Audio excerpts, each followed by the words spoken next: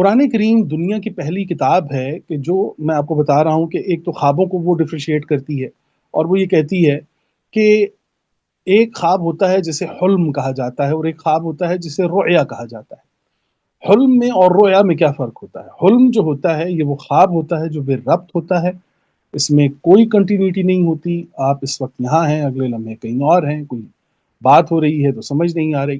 لیکن رؤیا جو ہوتا ہے یہ ایک خاص خواب ہوتا ہے، اور یہ وہ خاص خواب ہوتا ہے کہ جس میں خالق اور مخلوق دونوں کی رائے شامل ہوتی ہے، یعنی کہ وہ انسان بھی اس کے اندر مبتلا ہوتا ہے اور اللہ کی ذات بھی اس کام کے اندر مبتلا ہوتی ہے۔ تو وہاں پر جو جو چیز اس کو دکھائی جاتی ہے یا سمجھائی جاتی ہے اسے رؤیا کہا جاتا ہے۔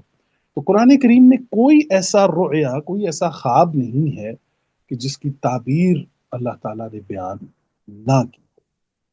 قرآن میں کوئی ایسا رؤیا نہیں ہے کہ جس کی تعبیر خود قرآن کریم نے بیان نہیں کی۔